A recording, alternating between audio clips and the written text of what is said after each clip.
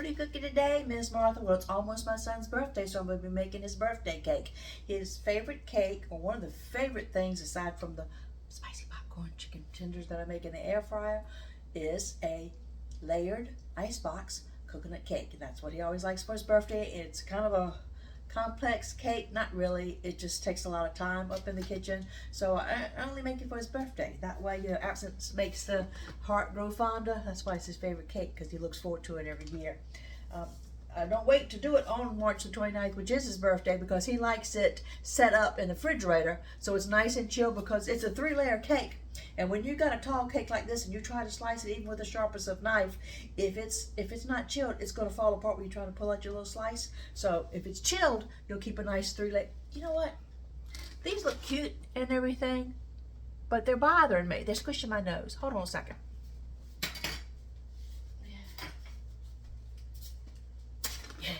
I got some other changes I'm going to have to make here, because I've moved my KitchenAid over here to mix things with. But like I was going to say, when we're doing the birthday cake, because I only do it once a year, we do enough to share. He gets a 3-layer birthday cake.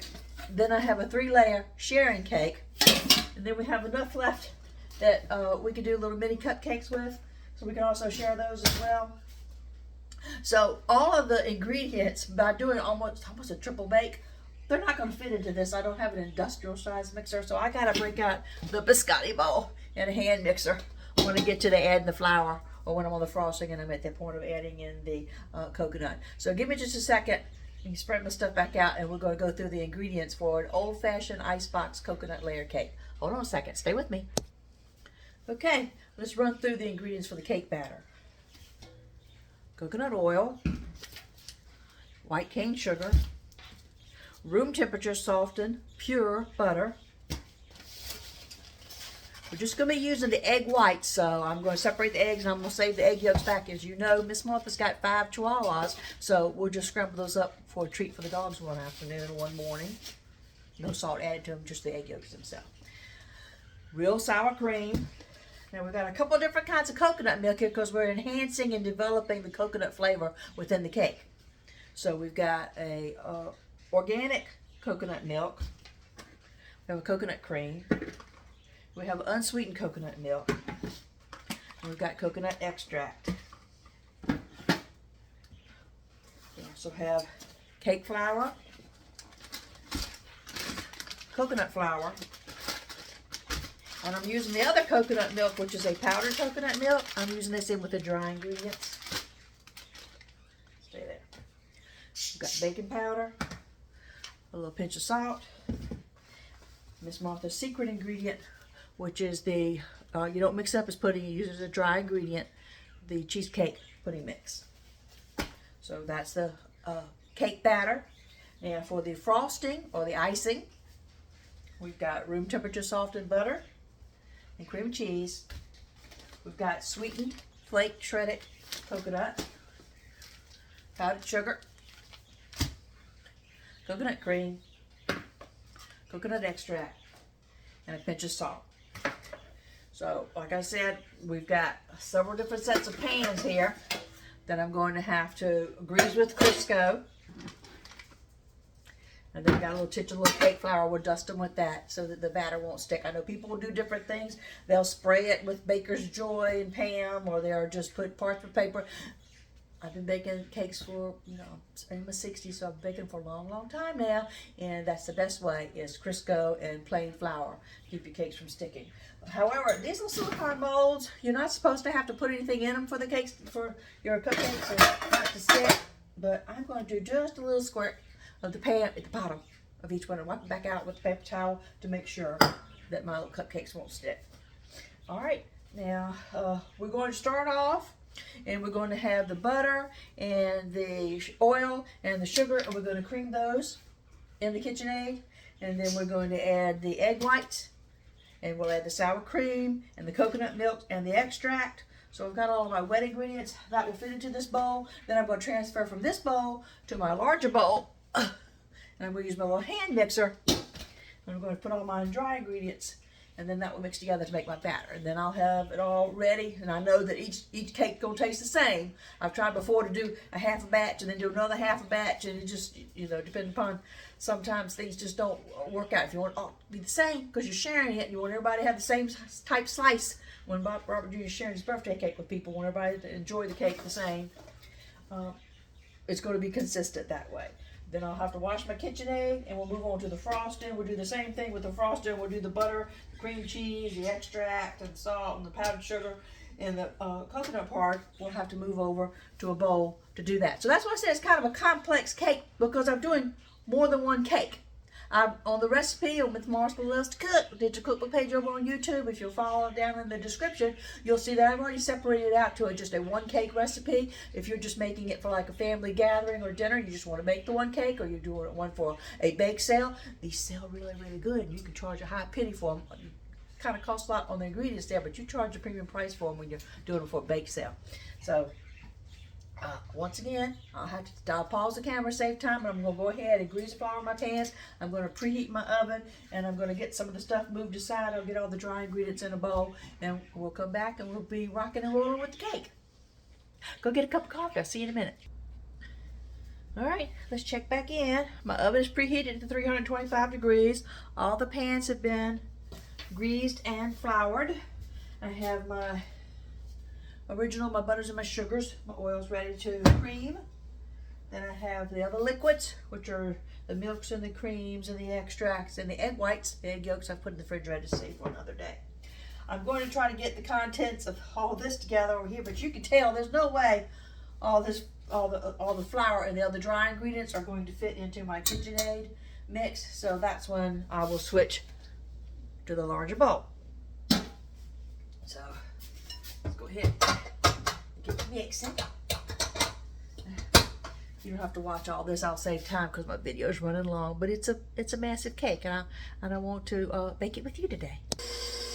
While my butter and sugars and oils up there, I'm going to whisk, just lightly whisk. I'm going to add the egg whites in with the other liquids here. I'm not trying to make meringue, so I'm not going to beat the egg whites. Okay, we're going to add our liquid ingredients.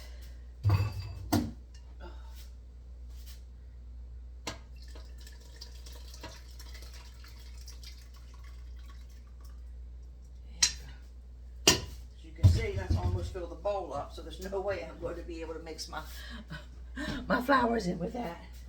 Let's start off slow so we don't make a mess all over everywhere. Once this is mixed thoroughly, I'll move it over here to my larger bowl, and we'll pick back up then.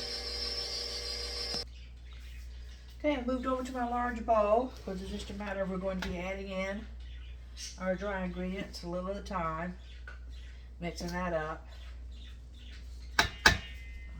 Pick back up. I forgot that my chihuahuas, they don't mind the KitchenAid, but they don't like the sound this one makes. All right. It's a beautiful batter.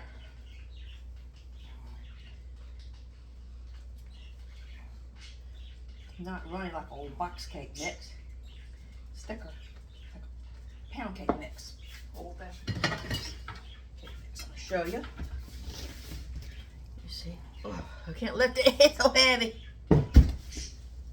Okay, we just got to divide this out among our cake pans. Now, you're going to have 3 layers. 1, 2, you can hold all 3 pans at one time without mixing up and being greasy flour. That's going to be a tall cake. So you don't want to fill the layers. You want to be under halfway full on the layers when you're doing the pans. I'll be right back. Alright, my cake pans are filled. I'm going to put them in the 325 preheated oven to bake. Now the larger cakes are going to go from 45 to an hour, depending upon how hot your oven is running. The smaller cakes, we're going to check those at the 20-minute mark. And you do so by taking a wooden toothpick, inserting it and pulling it out. And if it comes out and it's got batter, ooey gooey still stuck to it, cakes aren't done, which you probably know about already. Then while the cakes are baking, I'm going to fill up my cupcake molds.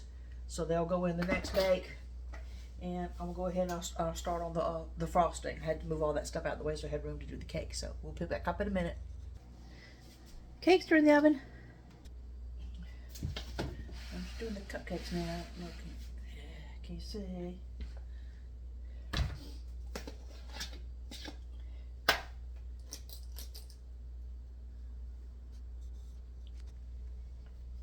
Okay, so I got 2 trays of cupcakes, mini cupcakes, and 2 cakes out of this recipe.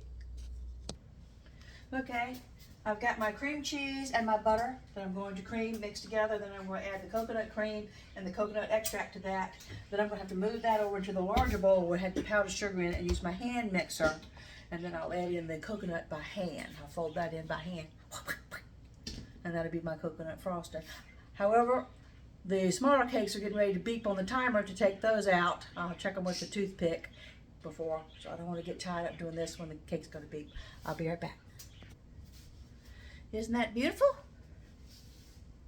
Okay, put those over here in the pan on a wire rack to cool for about 5 minutes, and then I'll dump them out, let them finish cooling. And they have to cool completely. I mean, like 2 hours before you try to ice it, because the ice would just slide right off of the cake.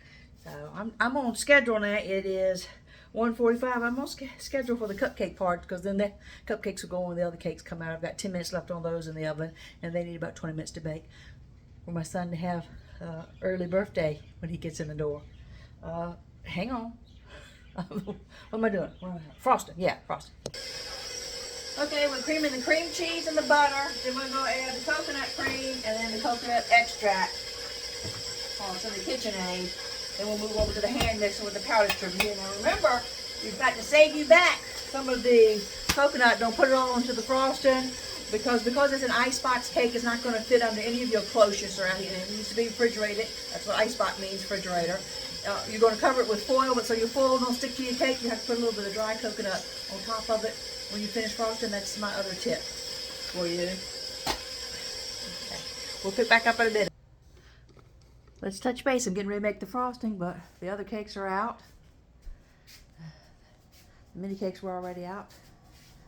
And the cupcakes are going in. Miss Martha's busy. Miss Martha's busy. Okay, come into the butter and the cream cheese into the powdered sugar for the icing. Then we'll fold in the coconut by hand.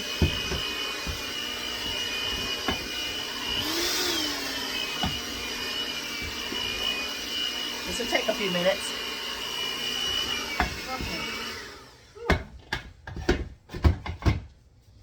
Alright, we're going to have to scrape down the sides and then we'll fold in the coconut.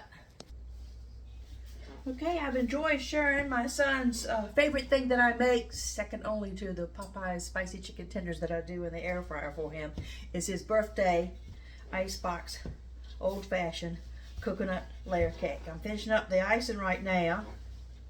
I have plenty of cakes to share, so those of you who are lucky to get Miss Martha's cakes and stuff on the job site, you can be looking forward to some of Robert Jr.'s coconut birthday cake.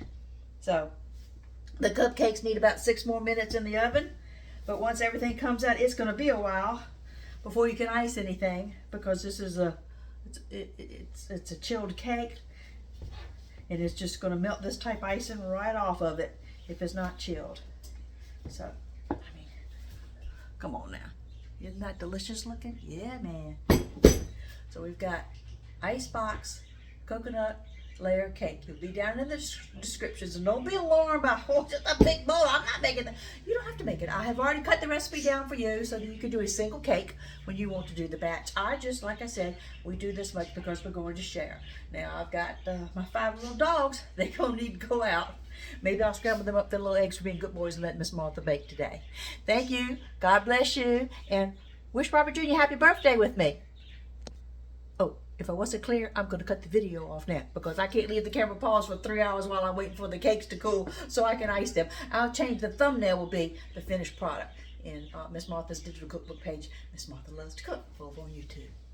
Now, goodbye. Gotta go.